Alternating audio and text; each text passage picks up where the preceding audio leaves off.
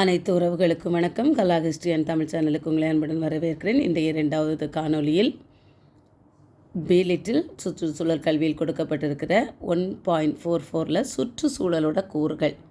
சுற்றுச்சூழலோட கூறுகள் என்னெல்லாம் பார்த்தீங்கன்னா, சுற்றுச்சூழல் அயோட்டிக்னா உயிரற்ற உயிரியல் மற்றும் மனித கூறுகளை உள்ளடக்கியதான் சுற்றுச்சூழல். நம்ம என்ன சொல்கிறோம், நம்ம வாழ்கிற அந்த சுற்றுச்சூழல்னால் ஒரு மனிதன், உயிருள்ள உயிரற்ற பொருட்களை உள்ளடக்கியது தான் சுற்றுச்சூழல்.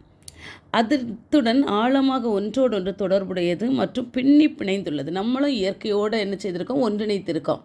மனிதன் இயற்கையை வளர்க்குறான், அழிக்கிறான். அப்படி உயிரற்ற உயிரில்லாத பொருட்கள் ஒன்றோடு ஒன்று பிணைக்கப்பட்டிருக்கிறது.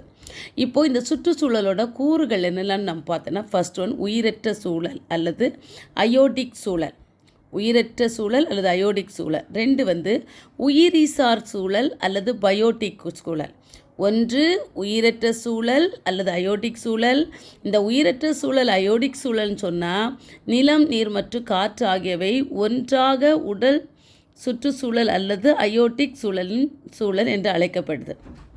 அயோடிக் சூழல்னு எது அழைக்கப்படுதுன்னா, நிலம், நீர் மற்றும் காற்று ஆகியவை தான் உடல் சுற்றுச்சூழல் அல்லது அயோடிக் சுற்றுச்சூழல்னு அழைக்கப்படும். நிலம், நீர், காற்று முதல் உள்ளது. உயிரற்ற சூழலில் வரக்கூடியது நிலம், நீர், காற்று. உயிர்சார் சூழல் அல்லது பயோட்டிக் சூழல்னா என்னென்னா, உயிரினங்கள் ஆர்கானிக் சூழல் அல்லது உயிர்கோளம் என்னும் உயிரியல் சூழல் எனப்படும் சுற்றுச்சூழல் மற்றொரு குழுவை உருவாக்குகின்றது. உயிர்சார் சூழல் அல்லது பயோட்டிக் சூழல் உயிரினங்களை ஆர்கானிக் சூழல் அல்லது உயிர்கோளம் என்னும் உயிரியல் சூழல் எனப்படும் சுற்றுச்சூழலின் மற்றொரு குழுவை இது உருவாக்குது. 3வது நம்ம பார்த்தோன்னா, கன்னி சூழல் அல்லது வெர்ஜின் சூழல். கன்னி சூழல் அல்லது வெர்ஜின் சூழல்னு சொல்லக்கூடியது முன்னர் மனிதனால் வெளிப்படுத்தப்படாத, சுரண்டப்படாத, மாற்றப்படாத சூழல். சுற்றுச்சூழலில் மனிதனால் வெளிப்படுத்தப்படாத, சுரண்டப்படாத, மாற்றப்படாத சூழல் தான் என்னதுன்னா கன்னி சூழல் அல்லது வெர்ஜின் சூழல். அடுத்து 4வது பொருளாதார சூழல். மனிதன் அவனது செயல்பாடுகள் மற்றும் அவனது வெளிப்பாடுகளில் பொருளாதார தாக்கத்திற்கு பங்களிக்கும் அனைத்து காரணிகளும். மனிதனுடைய பொருளாதார தாக்கத்திற்கு பயன்படக்கூடிய அனைத்து சுற்றுப்புற காரணிகளும் பொருளாதார சூழல்னு அழைக்கப்படுது. 5வது பார்த்திங்கன்னா கலாச்சார சூழல்.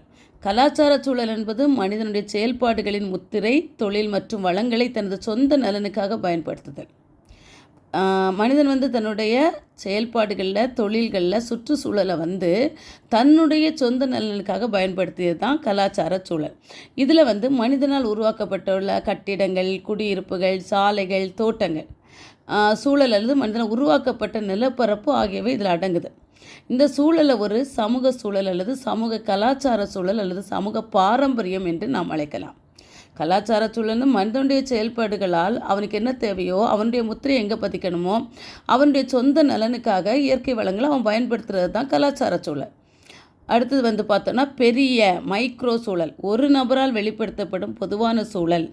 உதாரணமாக காற்று, நீர், மண் மற்றும் ஒலி போன்றவை ஒரே ஒரு நபரால் வெளிப்படுத்தக்கூடிய ஒரு பொதுவான சூழலை தான் என்ன செய்கிறோம், பெரிய சூழல். இப்போ உதாரணமாக காற்றை எடுத்துட்டோன்னா, காற்றுனால எவ்வளோ சுற்றுச்சூழல் மாசுபடுது, சுற்றுச்சூழலில் மாற்றம் ஏற்படுது, நீர், மண் மற்றும் ஒலி போன்றவை. அடுத்து சிறிய மைக்ரோ சூழல். சிறியனா மைக்ரோ சூழல். மேக்ரோ, பெரியனா மேக்ரோ, சிறியனா மைக்ரோ சூழல். மைக்ரோ சூழல் என்பது ஒரு நபரின் தனிப்பட்ட சூழல். ஒரு நபரோட தனிப்பட்ட ஒரு மனிதனோட ஒரு சூழல். இது அவரது வாழ்க்கை முறையுடன் இணைக்கப்பட்ட, ஒரு மனிதன் எப்படி வாழ்கிறானோ அதோடு இணைக்கப்பட்டிருக்கிறது சிறிய சூழல். மைக்ரோ சூழல் என்பது அனைத்து விலங்குகளும் மனிதர்களும் ஒன்றாக வாழும் உடல் மற்றும் கலாச்சார நிகழ்வுகளை கொண்டது. எடுத்துக்காட்டு வீடு, பூங்கா, தோட்டம். அனைத்து மனிதர்களும் வீட்டில் இருக்கலாம், விலங்குகளும் இருக்கலாம். அப்படி அனைவரும் ஒன்றாக வாழக்கூடிய அந்த சூழல் தான் சிறிய சூழல். அப்போது சுற்றுச்சூழலின் கூறுகள் எதெல்லாம் நம்ம பார்த்தோன்னா, 1 உயிரற்ற சூழல் அல்லது அயோட்டிக் சூழல், அபயோட்டிக் சூழல். 2 உயிரிசார் சூழல் அல்லது பயோட்டிக் சூழல். 3 கன்னி சூழல் அல்லது வெர்ஜின் சூழல். 4 பொருளாதார சூழல். 5 கலாச்சார சூழல். 6 பெரிய மேக்ரோ சூழல். 7 சிறிய மைக்ரோ சூழல். இந்த 7 வகையான கூறுகள் சுற்றுச்சூழலில் இருக்கிறது. நன்றி.